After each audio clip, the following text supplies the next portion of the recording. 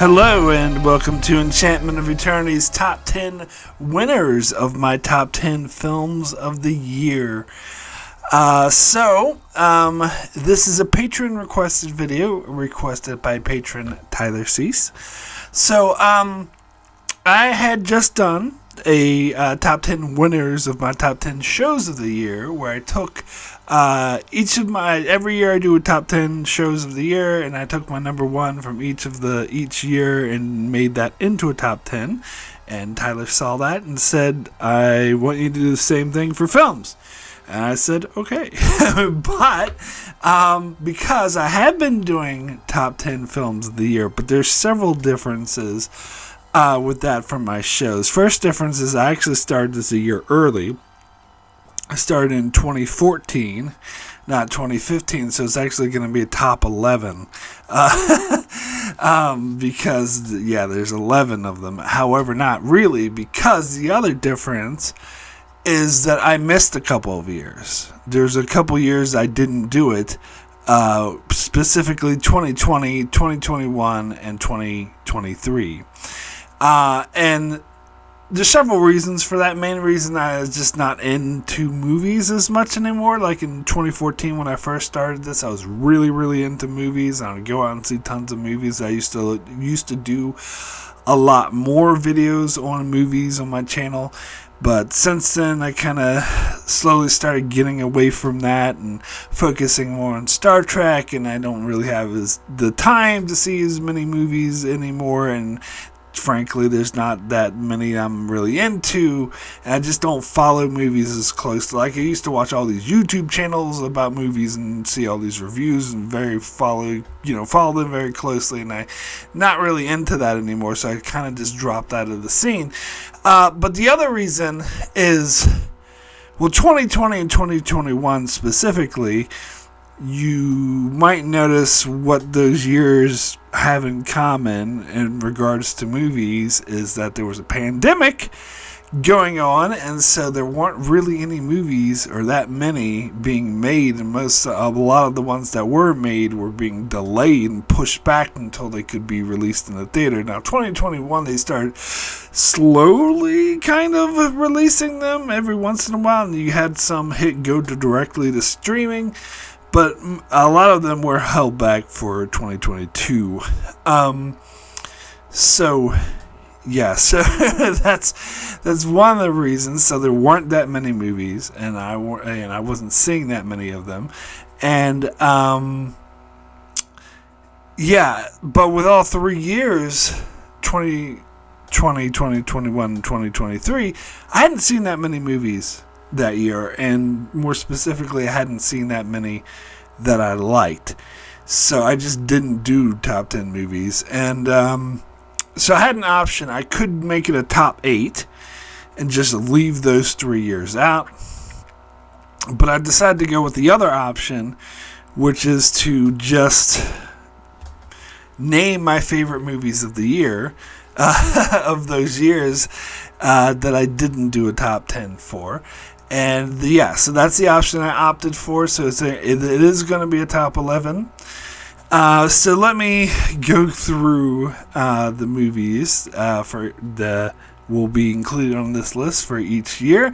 So 2014, Interstellar was my number one of the top 10 that year. 2015, the Brie Larson film Room, not Tommy Wiseau. That's The Room. Now, the Brie Larson film Room was my number one for 2015. 2016, my number one was Captain Fantastic. But you know what?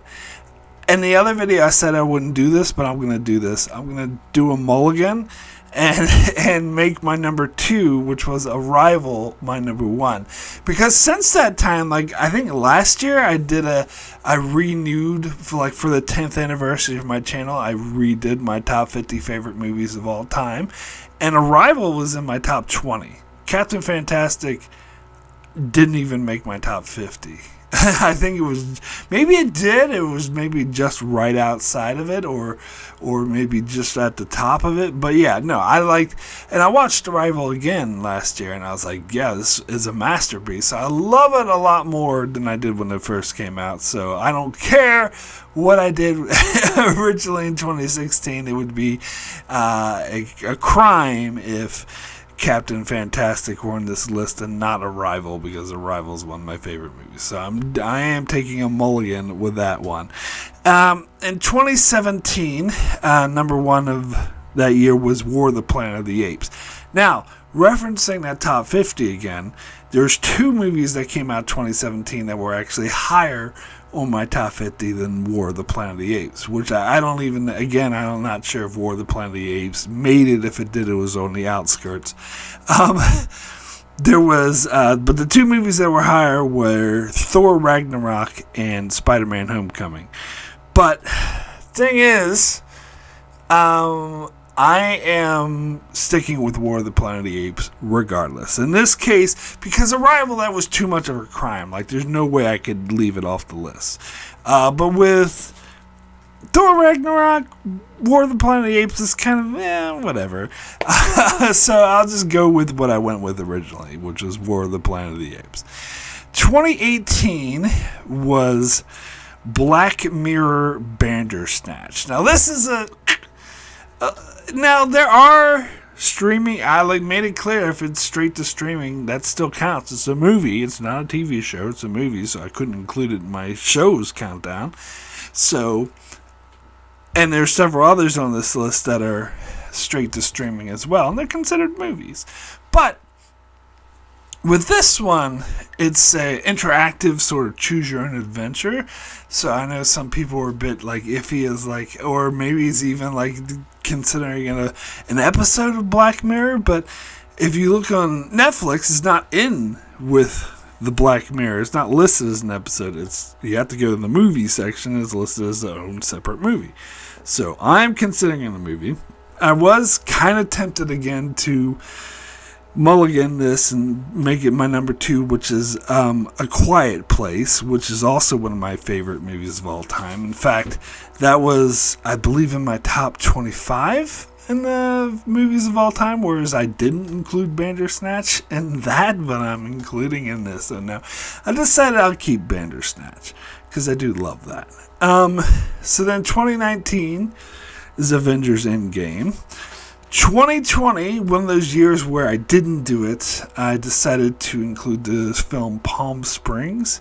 And again, I was kind of grasping for straws here because 2020 pandemic wasn't a very good year for movies. Wasn't that very many, and but I like Palm Springs. I thought that was pretty good, so that's my 2020 pick. 2021, again, kind of grasping for straws, and I decided to go with Boss Level, another time loop. So that's 2 time loop ones in a row. Now I could have went with something like Dune, but here's the thing: the first Dune, I think of as only half a movie. So I just couldn't, in good conscience, put it there because I don't think it's like watching the opening act. Dune 2 is the actual movie, and that didn't win that year. So I was I just didn't feel right putting in. Personally, I like Boss Level. That, even though a lot of people think it's ridiculous, it's stupid, it's a silly movie, it's got Mel Gibson in it, which is a huge knock against it. But if I just go by what I take the most enjoyment from watching, even though I know it's not an objectively good film, I think it's an effective film. I think it's a fun film and emotional. It was a good character story, so I'm including Boss Level is my pick for 2021. 2022, I did do a top 10, and the winner was Prey. So that's 3 years in a row. That's a Hulu movie. Palm Springs, Boss Level, Prey were all straight to Hulu movies. Prey should have been released in the theater, though. That was a massive mistake. I hear that they're making a sequel, and they're planning on putting that in the theater, so they damn well better. 2023 I'm picking The Creator. And the thing about that is I just watched that movie 3 hours ago for the first time. So I didn't actually see it in 2023, but since I'm doing a retrospect and I'm picking it now, I kind of forgot about that movie because I remember when it was playing in the theaters, I was thinking about seeing it. I was like, oh, this looks interesting. I didn't hear about it until like when it's been after it'd been in the theaters for like a while, because I just didn't even hear of it.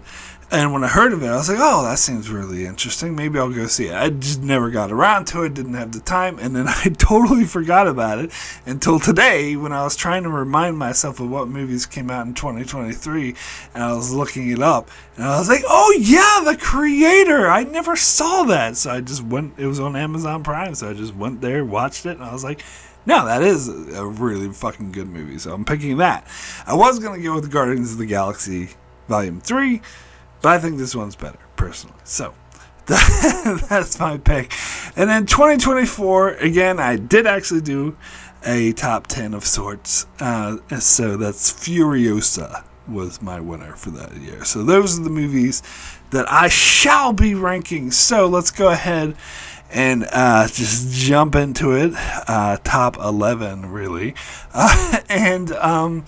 We'll start with my number 11, which is Boss Level. Yes, I did enjoy this movie. It was a lot of fun, but really, like, it doesn't really stand up against, because we're talking about the best of the past 10 years, and the only reason it makes it on here is because nothing better came out in 2021 because of the pandemic. But it's a fun movie. I would love to watch it again. I think I saw it twice already, or 1.5 times, actually. I think I only watched half of it the second time. But still, it was a very fun movie. I was actually surprised at how great the character stories is. If you never heard of it, it's Frank Grillo going around doing... I think it's a fun little theme, too, because it's like a video game theme where, you know, he's in a time loop, but they play it off like a video game, like he dies, he's like, people are trying to kill him, like tons of hitmen are trying to kill him, so each time he does the loop, he learns from his mistakes and gets further and further and further like a video game. I thought that was a cool little, little theme that they did, but moreover, I was actually surprised it had great character stories. And Frank Grillo, not what I think of when I think of a good actor, but he actually did a pretty good job. So, yeah. But, no, it's good, but doesn't stand up to these other films. So, number 10, actually getting into the top 10, is War of the Planet of the Apes. Again, you shouldn't be that surprised because there was actually 2 movies I put higher than this in retrospect, but I still kept it. Honestly, I hadn't seen this since it came out in the theater, so maybe that's affecting it. I've been planning on buying it on Blu-ray. I know it was probably on streaming. I could go and watch it, but I was like, I'm going to wait until I get it on Blu-ray. So I still haven't watched it again, but I remember being really blown away by it. I remember it feeling like an art house indie film, but in the Planet of the Apes setting. And I remember being that having this, human girl who couldn't speak, whatever, because it has the virus, and the apes like befriending her and raising her, and then, going to war with what's his face? Woody Harrelson. But a lot of people are didn't like or were disappointed because the movie is called War of the Planet of the Apes, so it sounds like it would be a lot of action, but there's not. It's mostly art house, stuff, drama. So, but I actually loved it because of that. So, yeah. But, doesn't stand up to these other films. So, next again to my number 9, Palm Springs. Again, another one of those dead years that there wasn't much to pick from. But this was actually an effective time loop story. Actually, the first time I saw it, I thought it was, just a silly romantic comedy. But the more I thought about it and I saw it again, I was like, definitely improved my opinion of it. In fact, I went as far as to say a very blasphemous thing. that I actually liked it better than Groundhog's Day. But there's a couple caveats to that. First caveat is, I think a lot of people will hype up Groundhog's Day more than it actually is good because of nostalgia. It's my opinion. I know people might disagree with that, but at least I do. I think I was hyping it up in my mind because of nostalgia. I went back and watched it, and I was like, yeah, actually, this isn't quite as good as I remember. It's just the nostalgia hypes things up sometimes. And the other caveat is, yeah, I just think, I don't know if there's a caveat. I just think it has a better character story.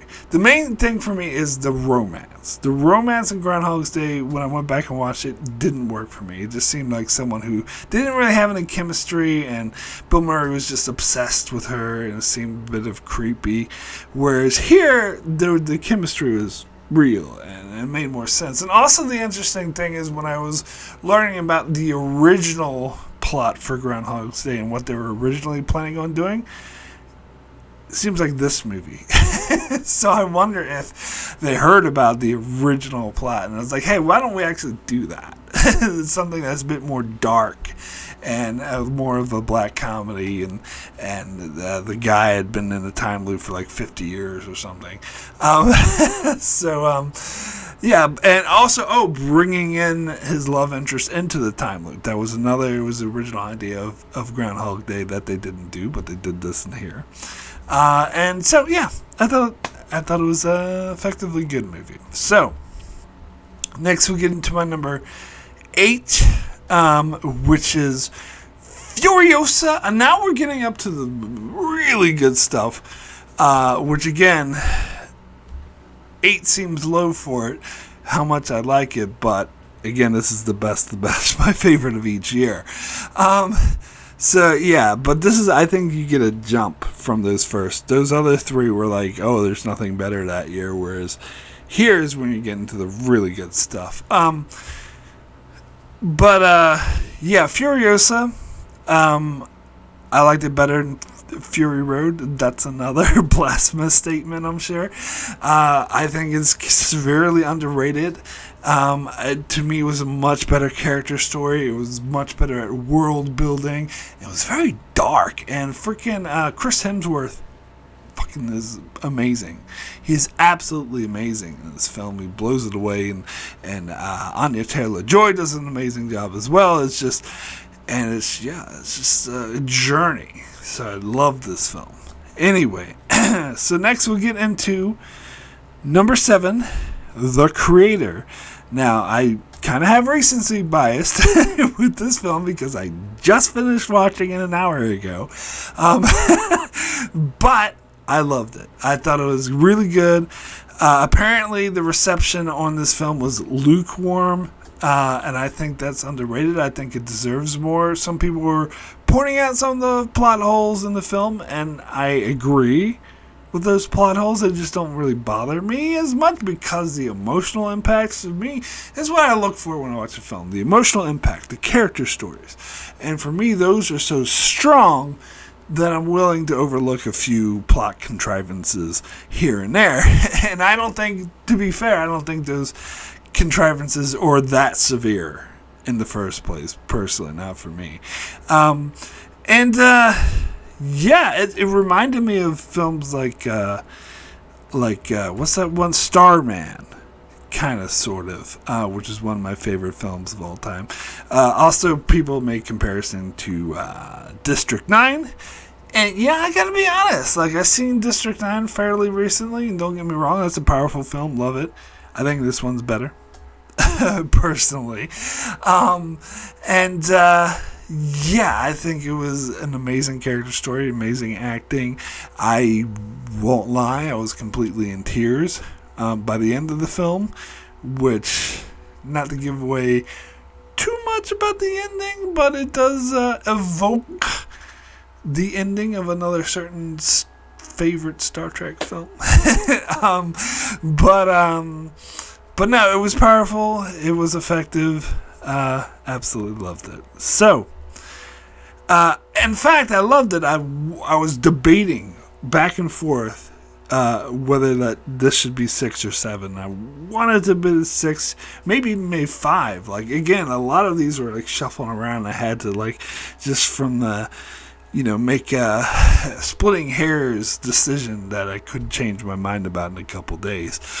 But I had to draw a line somewhere, as Picard would say.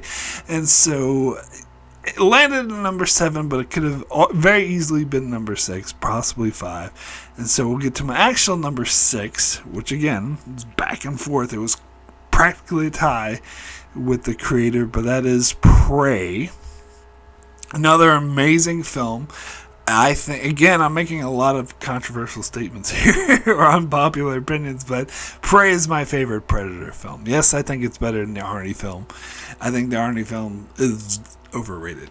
I still love it, though, but I actually like Predator 2 better than the first one, so I have a very unpopular opinion when it comes to Predator movies. But Prey, I think, is the best. It's the one that didn't have a cheese factor to it. It was an amazing character story. Again, it felt like an art house film with a predator in it. That's what it felt like, and it was very effective that way. And I love the theme of the protagonist of the film being a Native American tribe, and that the creators of the film actually consulted with a specific tribe and hired Native American actors. But that just adds to the story. Because I thought I was sick of, I'm sick of just seeing the Predator going around killing people. But they managed to have a very, emotional character story in the midst of it, where I just love this character. She was super well developed, and you cared about her more. That's why I like it better than Arnie's Predator, but that's just me. So, get to my number 5, and again, going back and forth with these 3, but somehow out of the 3, the creator Prey, this landed on top to make it to my number 5, and that is Black Mirror Bandersnatch, the movie I didn't even put in my top 50 because I didn't consider it a movie, but I did consider it a movie enough for this countdown. But whatever. I think it's a work of art. I think the choose your own adventure, I think the critics I heard us say, it's a gimmick. Those critics are objectively wrong about that. It is not a gimmick. In fact, I heard one critic specifically say, anyone's trying to say there's an artistic meaning behind it is barking up the wrong tree. It's just a gimmick. They're objectively wrong. They're just blind to the genius. There is artistic vision. And in fact, I think I'm super impressed with how much meaning there is in having multiple endings and multiple different ways that you can do this story. And because that does seem like a gimmick, like a choose your own adventure movie, but they managed to weave in the theme of having how your choices can affect your lives, and if you just chose different things, and that actually becomes the theme of the movie. And so they sort of interweave that into the different outcomes. Now, I do have a theory that I made about this movie of what it all means, and I will some spoilers if you don't want to be spoiled on this film, but I do believe that the film is about this guy who, video game creator who created this video game went a bit crazy. He already had pre-existing mental issues, and he went a bit crazy and killed his father, and he ended up going to prison. And so while he was in prison, he was imagining all the different outcomes that he would have had his life played out differently. And I think that's what we get with all the different endings and all the different outcomes is just in his head. And the one true ending is the one where he's in prison writing shit on the wall, and that's him writing all the other endings that we're seeing. That's my theory, though, and I'm sticking with it. I think either way, I think this movie's ingenious. Anyway, we'll get into my top 4. And this 4 is they're all tied for each other as far as splitting hairs getting, the difference between these four movies. In fact, we'll start with my number 4, which when I first looked at this, had the idea of doing this top 10, I thought, oh, this is going to be my number 1 easily. But then I looked at it, I was like, oh, I forgot about these other 3 movies, which are actually also amazing, and ended up being higher on the list. But one of my favorite movies of all time, and that's Interstellar. I recently am disappointed in myself because just a couple months ago, they were showing it in IMAX again for the 10th anniversary, and I really wanted to go, but it wasn't playing anywhere very close to me. I would have to drive like 30 minutes away, and I was just too busy. I just had too much to do, and I tried to like fit it in, like, oh, this is worth it, but I was like, I just watched this movie on DVD like less than a year ago. I was like, oh, it's still too fresh in my mind, but I should have won anyway.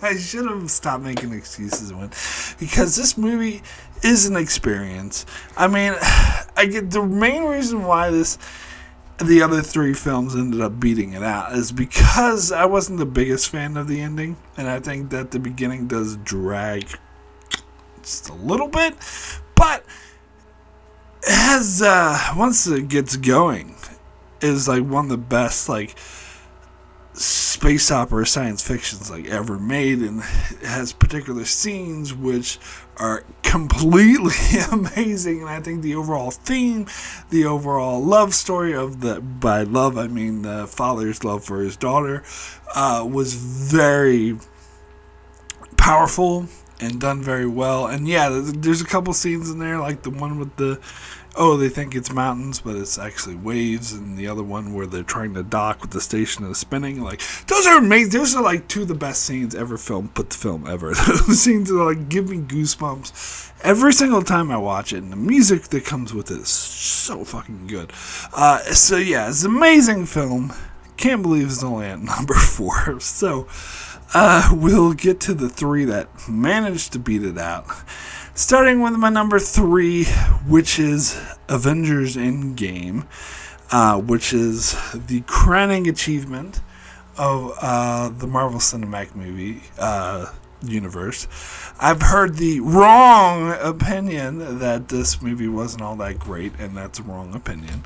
Or the very, very wrong opinion that Infinity War was better than this, which nowhere in hell is Infinity War actually was not that good. I had a lot of issues with Infinity War, whereas this one is a masterpiece. This one was I love it how it was a great character story. Yes, we do get the huge, gigantic Marvel battle at the end where you have virtually every character fighting. But the majority of the film was like character morphs, like in the way that it wraps up the first 3 phases of of the whole MCU was just brilliant. It's unprecedented. Like, it's a masterpiece. I've never seen a movie, like there's never been a movie that managed to wrap up so many different plot threads and so many different storylines and do it in such an amazing interwoven, like the whole way is constructed. Like, this is, as far as like superhero movies goes, this is easily the best ever made all time. Easily. Extremely easily. Like, it's not even close. The best comic book superhero movie made of any, like, not just Marvel, but of anything. It is one of the best sci-fi action movies all time, right up there with Star Wars. In fact, better than Star Wars, but maybe not better than Empire Strikes Back, though. But up there, like, it's a masterpiece and one of the best time travel movies ever made as well. It's just so fucking good. And, one time I went and watched every MCU movie in order, and that made this movie even better because it just made me realize all of the character threads that were interwoven through several movies that this movie managed to weave in and resolve in such a satisfying ways. It is a masterpiece. Now, I will say that when I did my top 50, this movie was higher on my list than what will be my number 2, but, I don't have to stick with that. I can change my mind if I want to, and I want to. So my number 2 is Arrival. And yeah, now you see why I was so adamant that this needed to be on there and not Captain Fantastic. It's way better. So I watched this movie somewhat recently. I think last year. About a year ago. And yeah, it is a masterpiece. Sorry to keep using that word, but it is like the way it uses spoiler, which I don't want to give away. Like the twist ending was so good. It was like, it's not like it wasn't a good twist ending because it was like, oh, what a twist! I didn't see that one coming. It's good in the way that it weaves like the story, like it makes the entire movie make sense, and it's the best use of that particular convention. It reminds me of a particular Star Trek pilot. Sorry, I'm trying to be vague in case there's someone who hadn't seen it. But even so, it's not like the whole movie is the ending, because you have great character stories throughout the entire, great music. Like the music, I fucking love the music. It's very emotional, very fascinating, and the ending just recontextualizes everything and makes the whole movie that you were watching so much more worthwhile. It's just such a good, intricate movie. Anyway, we will get to my number 1 favorite movie, and that is Room. I believe when I did my top 50 movies of all time, this was in my top 5 of all time. And I absolutely stand by this. I've seen this movie 5 times, I think. And every single time, no, maybe 6 times. And every single time I've seen it, I was completely covered in tears.